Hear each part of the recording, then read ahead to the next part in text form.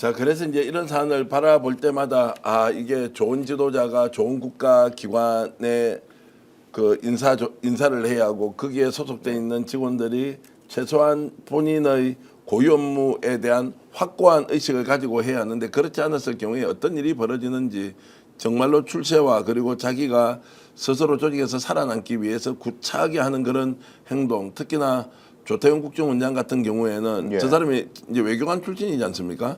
그런데 이번에 보여주는 일련의 행위나 모습을 보면 도무지 정말 장관급으로서는 맞지 않는 행동, 그러면서도 윤석열에게 확실하게 직언을 하는 것도 아니고 여기 나와서 진실을 고백하는 것도 아니고 어중간한 논리를 가지고 이쪽 저쪽 하다가 오늘은 박선원 의원을 통해서 봐라 너가 공작까지 시켰느냐라는 걸로 가면 이분이 공직을 마무리할 때 어느 정도 비참한 상황에서 정말로 종결을 짓겠느냐라는 생각을 해보면 안타깝기도 하고 다른 한편으로는 최소한의 공직자로서 양심이 있다면 지금 이 순간에 대세가 기울어졌다는 것이 아니라 불법 계엄을 했다는 것 알고 본인이 적극적으로 나서서 대통령의 비상계엄을 막아야 한다고 주장을 했다면서요.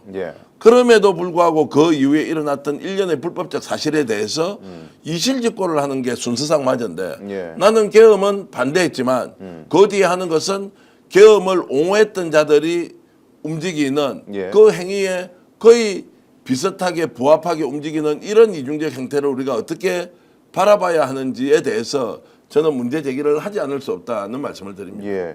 그리고 여러분들 하나만 좀 생각해 보시죠. 지금 공수처를 막 거의 악의 축으로 몰고 있는데 생각해 보시면 검찰 수사 결과는 어떻게 되는 겁니까? 검찰은 김용현을 기소했고요. 김용현을 기소할 때 수사 내용을 보시면 공소장이 굉장히 자세하게 대통령의 지시사항에 대해서 굉장히 자세히 적혀 있습니다. 대통령이 연습용, 질서 유지용, 경고용 계엄이 아니라 명백하게 국회를 봉쇄하고 계엄 해제를 막으려고 했다라는 것을 굉장히 자세히 검찰에 진술을 했습니다. 검찰 진술했고 검찰 수사를 했습니다. 근데 그러면 공수처가 악의 축이면 검찰도 악의 축입니까? 검찰하고 공수처의 결론이 다릅니까 지금? 이게 도대체 지금 검찰은 그럼 어떻게 처리할 거예요? 저 도대체 이해가 되지가 않습니다. 이런 것들이. 그 조태용은 이제 원장이 김건희하고 계엄 전날 이제 전화 통화를 하지 않습니까? 12월 문자에 3일 문자를 하고 그다음에 계엄 한 이제 그 다음 날 지금 답변을 주고받고 이렇게 했는데 지금 김건희와 이제 관련된 여러 가지 논란과 의혹 중에서 비상계엄 과정에서 깊이 개입했다라는 것들로 이제 좀 집중이 되어서 김건희의 비상계엄에 대한 개입, 여부에 대한 이제 수사 또는 거기에 대한 증거 이런 것들이 굉장히 필요한 시점이거든요. 그렇습니다. 지금은 좀 속되게 이야기하면 그냥 거기에 관련된 사람 중에서 그냥 종적으로 연결되어 있는 사람, 핵심적이라기보다는 실행을 했지만 어떤 행동을 했는지에 대해서 하나하나 판별하는 과정이지 않습니까?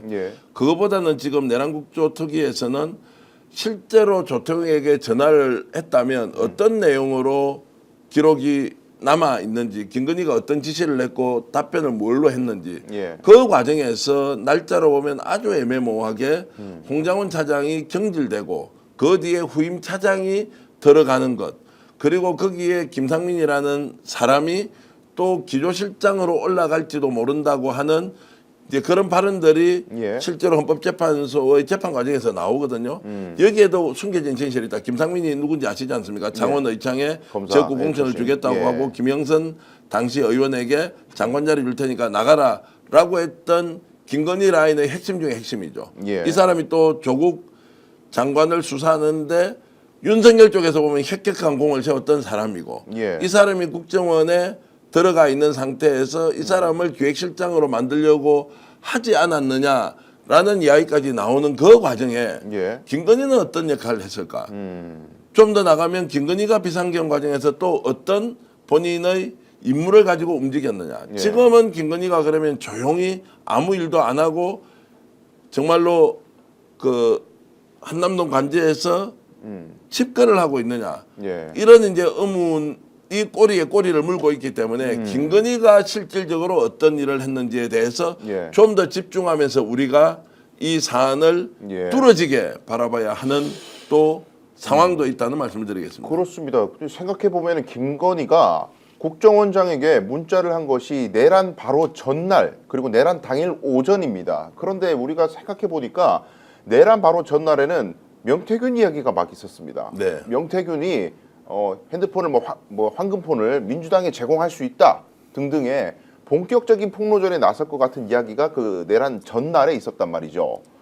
그러면 혹시 김건희가 연락한 것은 그 관련된 내용이 아니었을까? 그래서 긴급하게 뭔가를 해야 된다. 가만히 있으면 안 된다는 연락이 아니었을까? 그래서 국정원장이 곤란해서 답을 안 했단 말입니다. 전날의 연락에 대해서는 저는 그런 추정을 한번 해봅니다. 그러니까 이제 저는 인사라는 쪽으로 좀 이제 의혹 제기를 하는 거고 오히려 구체적으로 행동을 이제 결행할 수 있도록 뭔가 하는 예. 또 의혹을 제기하시는 건데 그것이 무엇이든 김건희가 지금 중심에 있었던 것은 예. 확실하다. 거기에 대한 실질적 진실을 우리가 밝혀내는 의무가 남아 있다. 이제 이렇게 생각을 하고요. 예. 지금 뭐 MJBAR님이나 축복님, 케이아스님, 윤현웅님, 머라쿠노님, 컴퍼님, 꿈돌이님, 그리고 조수행님, 그리고 카오스님, 야마도라님, 야마도라 이렇게 하셨네요. 나라사랑님, 모든 분들이 많은 의견 이렇게 주고 계신데 우리가 뉴스 두 꼭지를 가지고도 신속하게 여러분들에게 이제 해설을 해드리려고 오늘 지금 긴급 분석 방송을 하고 있고요. 이 시간에도 많은 분들이 들어와서 댓글 주시는 거 진심으로 감사의 말씀을 드리고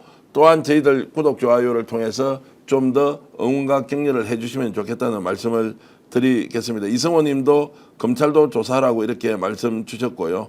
그리고 NYANG님, 양님이시군요. 이제 좋은 의견 주셔서 진심으로 감사의 말씀드립니다. 예, 오늘 생방송 긴급 분석으로 박선원 의원의 새로운 의혹 제기 그리고 4시에 있었던 윤석열 변호인의 의혹 제기 긴급 기자회견에 관련된 논평을 여러분들과 함께했습니다. 긴 시간 함께해 주셔서 고맙습니다. 감사합니다.